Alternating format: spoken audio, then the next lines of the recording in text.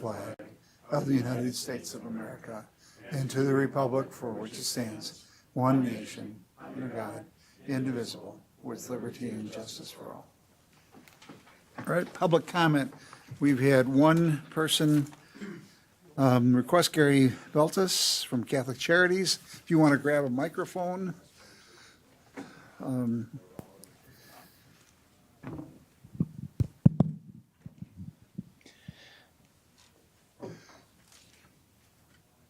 Good evening. My name is Gary Beltis, Regional Director for Catholic Charities of 360 Grand Avenue, Wausau, Wisconsin. I'm here to not only correct some misinformation about the Good Shepherd Shelter and Catholic Charities, but to ask that Marathon County seriously takes into consideration contributing to the unhoused population. First of all, Catholic Charities has not made a statement that we are ceasing operations, and we do not currently have a contract with the City of Wausau. The city's funding ended on December 31st, 2024 for the day shelter and on October 31st, 2024 for the night shelter. Catholic Charities has been financing 100% of the night shelter since November 1st of 2024. This shows Catholic Charities is certainly doing their part to help this community shelter the unhoused population. Catholic Charities did not sign an amendment offered by the city because it only addressed 4 months of day shelter at $7,000 per month and did not address the night shelter, which is also part of Catholic Charities' request on August 1st. The amendment stated, quote, whereas on August 1, 2024, the subrecipient requested an extension of the period of performance through December 31, 2025 to provide day services until April/May of 2025 and warming center services from May 1, 2025 through October 31, 2025 to continue to utilize unspent funds of approximately $350,000 as of July 2024. The reply was the following paragraph that reads, whereas the city has reviewed activities versus allocations of the day and night shelters and have agreed to extend the agreement from December 31, 2024 through April 30, 2025. This will cover the services needed to maintain the day center until that time. That amount was 4 months at $7,000 per month. Not to mention that to maintain day center operations and staffing with only 4 months of funding limited to $7,000 a month would have been nearly impossible. The City of Wausau only replied to helping with day center and completely ignored their requests for funding for the night shelter. We all know that this is a community problem, and it will take all of us together as a community to help reduce the number of unhoused individuals. Catholic Charities has been paying about half the cost to run the shelter from its own sources, which are largely met with contributions. In 2024, the Good Shepherd Shelter in Wausau served 317 unique individuals. There was 10,602 night stays, which also equates to the same number of warm meals and continental breakfasts. In November, we averaged 22 guests per day in the day shelter, and in December, we averaged over 26 guests per day in day shelter. That is in response to an alderperson who stated in the meeting that Catholic Charities Day Center was only serving about 5 people per day. Good Shepherd also offers showers, laundry services while they are asleep, as well as giving out donations that come in from the shelter, whether it be toiletries, clothing, hand warmers, etc.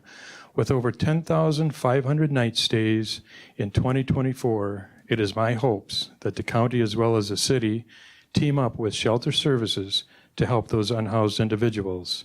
This is a growing problem that we need to address together as a group in a civilized manner. Sometimes we need to check our moral compass.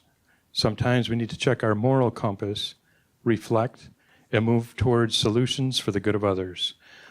We're all broken to some extent, some of us just more than others. Thank you. All right.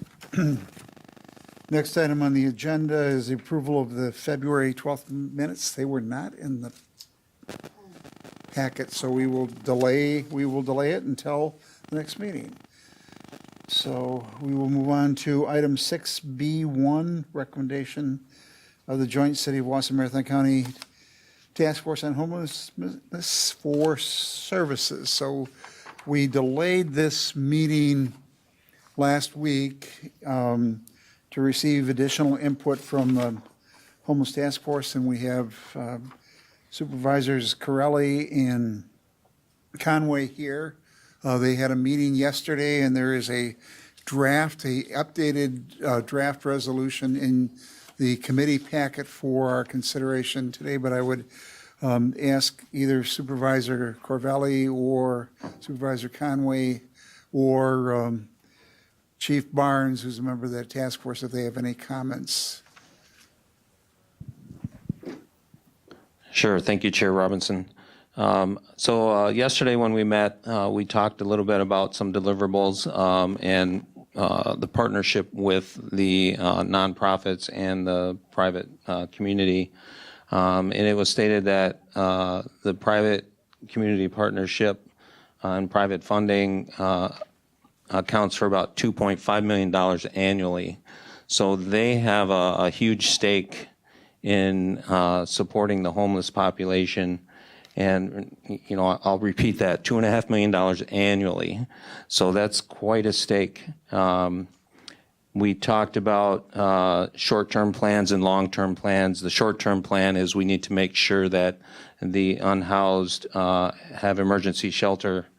And then we looked at the long-term plan on what that RFP that we were discussing might look like. I think Chief Barnes might have some more information that he'd like to share as well. Sure. Thank you for having me here. I'd just like to start by identifying the fact that the city of Wausau, especially the police department and Marathon County, often with the sheriff's department, have a long history of working together on jointly funded projects that have made this a better community.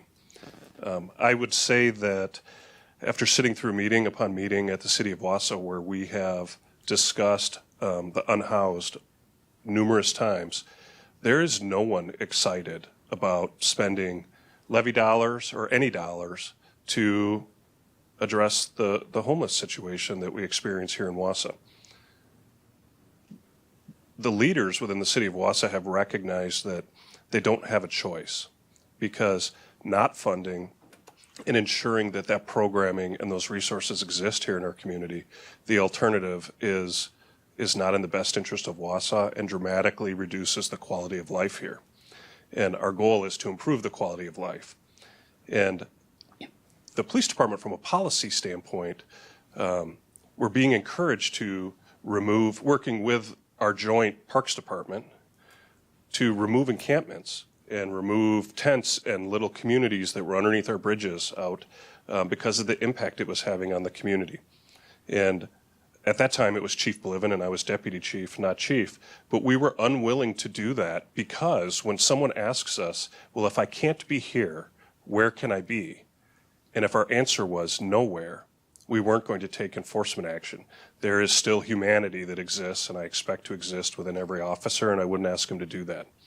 It was during that time that the city allocated dollars and asked our partner, Catholic Charities, to go from providing shelter 6 months out of the year, the cold months, to providing 365-day-a-year shelter, which they agreed to do. And the city of Wausau funded that alternate 6 months that you just heard about.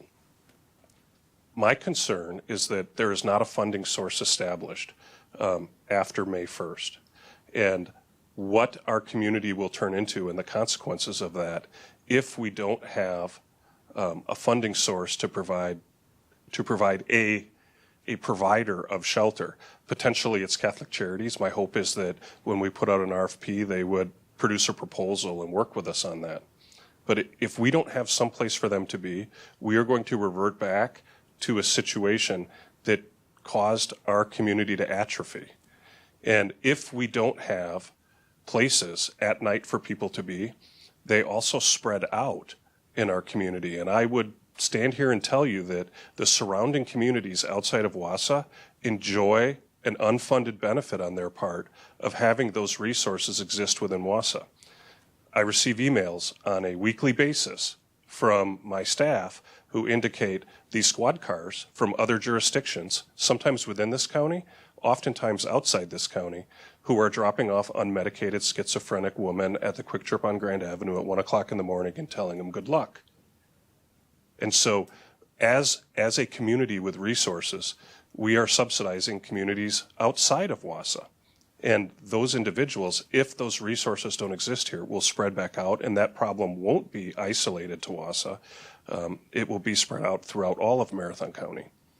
When I look at the communities that are making progress, that are moving in the direction of achieving what's known as a functional zero, that's not to say there are no homeless individuals, but the speed at which people are entering homeless in your community are also being housed at the same speed. Maintaining that same number of unhoused individuals is a goal that we have. The communities that are doing that well all report they were able to make progress when the local Maine municipality, meaning the city, and the county government joined together both in funding and in managing those resources and working collaboratively. I stand here as the chief of Wausau terrified of what Wausau will look like come summertime if we don't have shelter, because I can't ask my staff to tell people they can't exist. And I think one of the things we've learned over the last 2 years is what expectations we need to have with our partners that we're working with. And I think you see much of that fleshed out in the resolution that's in front of you, to be able to have benchmarks and measurables to make sure and ensure the dollars that are being spent are moving the needle in the right direction. And currently, the city of Wausau has allocated up to $400,000 to the police department, because by luck of the draw, the chief of police of Wausau became the person responsible for everything unhoused related. And so they have allocated $400 to be utilized by, up to $400,000 to be utilized by December 31st, 2026. And so if I divide that by 2 over these 2 years, that's about $200,000. And the ask that I would have is that the county partner with us and they match us up to whatever the city of Wausau spends, and we partner for the next 2 years. I realize this resolution is only for a year, but that gives us 2 years to either move the needle or go back to the drawing board. And I don't think we have the ability to move the needle at all until we take care of that thing that's exigent right now, and that's ensuring that we have stability within shelter for this community. And that contribution on behalf of the county would solidify that, and that would be a 50-50 between the city and the county. Now, once we can accomplish that and crank out an RFP, which shouldn't take much more than a week, in partnership with the county and the city, and we get those proposals back and we establish a provider for shelter, then it's the responsibility, and I would certainly hope that the county board would direct the county administrator, because I certainly know the city is going to direct me, to begin putting together a collaboration of NGOs with nonprofit organizations in the community providing services, as well as both our government entities, and establish a firm strategy on how to achieve that functional zero and address homelessness in this community. We as a task force received a presentation by members of the city of La Crosse and the county of La Crosse, who have made some mistakes, and they discuss those mistakes in how to address their population of unhoused individuals. But once they established a partnership between the county and the city and put together a program, what I saw them produce, I believe, has the potential to be successful. And it establishes the ability to communicate amongst providers to address not a group of individuals, but what does this individual need? How do we make sure there's not a duplication of services? How do we identify the gaps for that person in order to get them to leave homelessness?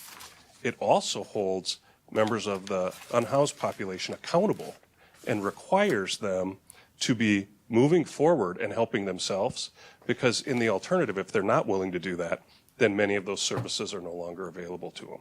And I think accountability is a key component for what I would expect to see, and in my conversations with the county administrator, that he believes would be important in our plan moving forward.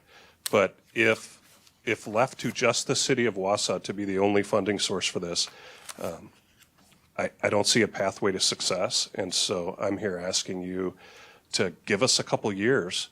Let us ensure that we don't revert back to encampments under our bridges, and direct your staff to work with the city staff in order to produce for you a written strategic plan on how to address this issue over the long term.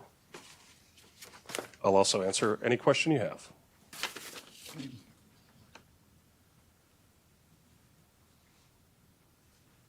Are there any questions for Chief Barnes? If not, Supervisor Conway, do you have anything to add?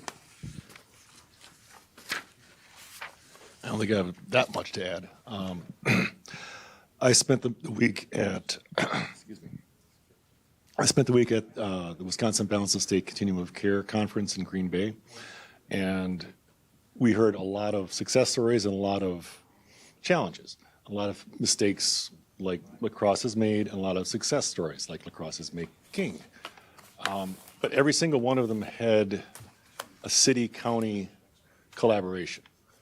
That was key in every single plan that they had laid out. A lot of them were, it varied by region, but I think that's one of the main reasons why we should work collaboratively and foot the bill collaboratively. Because it's not just a WASA problem, it's an everywhere problem. So again, the Homelessness Task Force met yesterday. As a result of that meeting, Administrator Leonard and Corporation Counsel Pruner prepared a resolution capturing many of the items that were talked about in that meeting. Those are incorporated in the updated resolution that is before us. Do any of the committee members have any questions relative to the resolution before us? I know it's short notice. If not, what are your wishes relative to the resolution before us? We have a resolution calling for $200,000 from a funding source, and talking with Administrator Leonard and our Finance Director Finsky. The thought is that would come out of the contingency fund, or that would be the recommendation. But what are your wishes? And again, this is a request for proposal, and all parties, Catholic Charities and others, would be allowed to submit a proposal based upon the request for proposal as outlined through the efforts of the city and the county to quantify what those services are. So what are your wishes? Supervisor Hart. Thank you, Mr. Chair. I'll start with a softball question. What's the staff reasoning for using contingency and as opposed to reserve?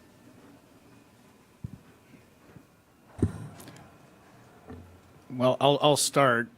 It's one of the options. I really don't know that there's a functional difference from my perspective. I don't know, Sam, if you think there's anything about contingency that's better. The nice thing about contingency is that it's for things that were not foreseen by definition.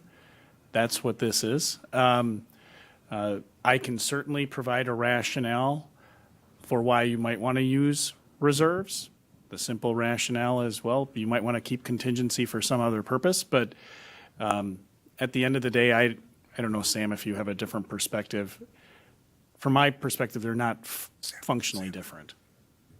Historically, we haven't utilized the entire amount of contingency, so it is an available option. Again, there were multiple places that it could come from, whereas coming from the reserve will require a little bit more accounting and then increase the overall budget.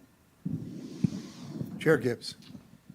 I think the other thing that we've got to understand is, again, contingency was set up for unforeseen circumstances. At least in the last few years, we haven't used the allotment of contingency that we've set up. Using reserves, if it's within the policy, statutory policy of reserve, that gets backfilled at the end of this year, and starts out next year without that.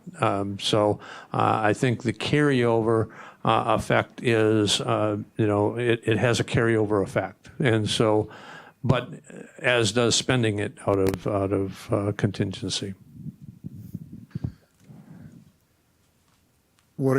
Any other questions, or what are your wishes?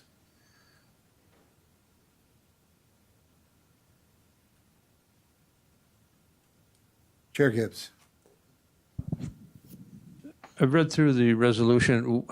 So when we go out to the RFP, what exit strategies do we have to exit the funding a shelter? And I think I know, but I want to be clear as to how do we have an exit strategy that is going to be sustainable, successful, because I don't know that the need for shelter is going to totally 100% disappear. The hope is that it does, but we hope we transition the individuals that are unhoused now into a better situation. But on the other side is, what if the RFP does not come back with the conditions that we're requesting, or they're not being met, and a check-in at the future point?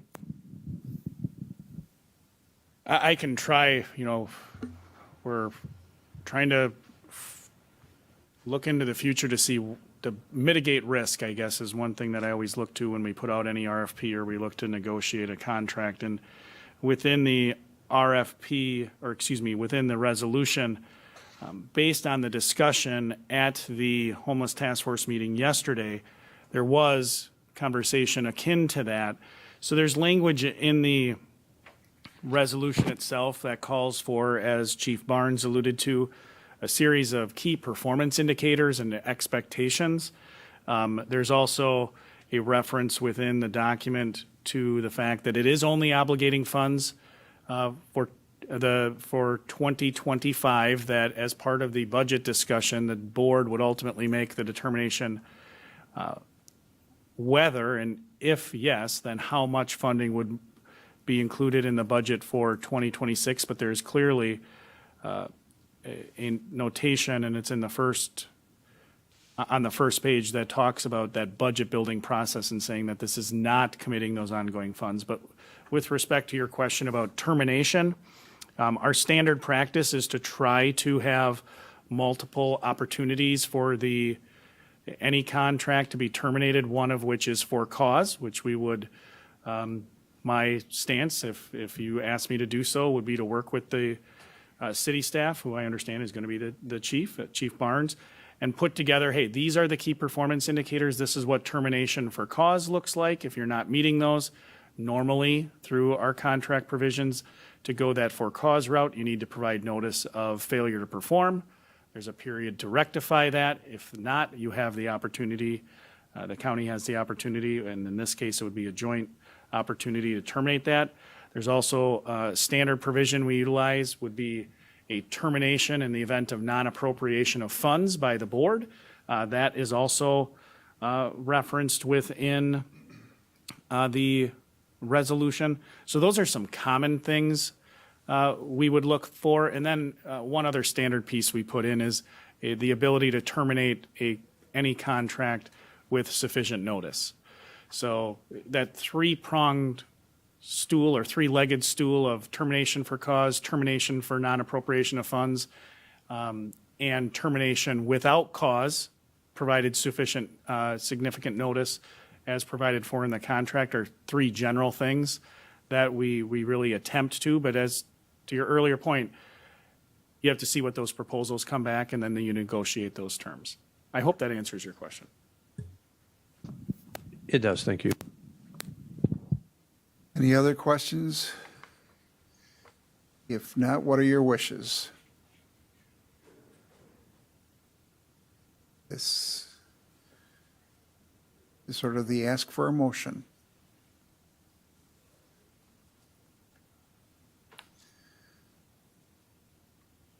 What are your wishes?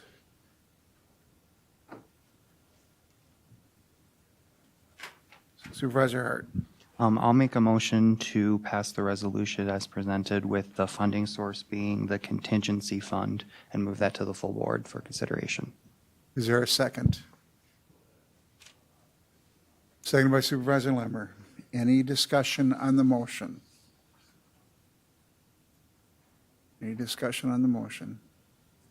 If not, all those in favor of adoption of the motion will signify by saying aye. Aye. All those opposed, no. So it carries, but it is not unanimous. All right. That will be before the county board this evening. Our next scheduled meeting is on March 12th. We are getting a pretty full agenda, so we may have to manage that agenda to keep it within a reasonable period of time. Is there anything else that you would like to see us take up? If not, we are down to item 9. What are your wishes? Moved by Chair Gibbs, seconded by Supervisor Lemmer to adjourn. All those in favor will signify by saying aye. Aye. Opposed, no. That motion carries.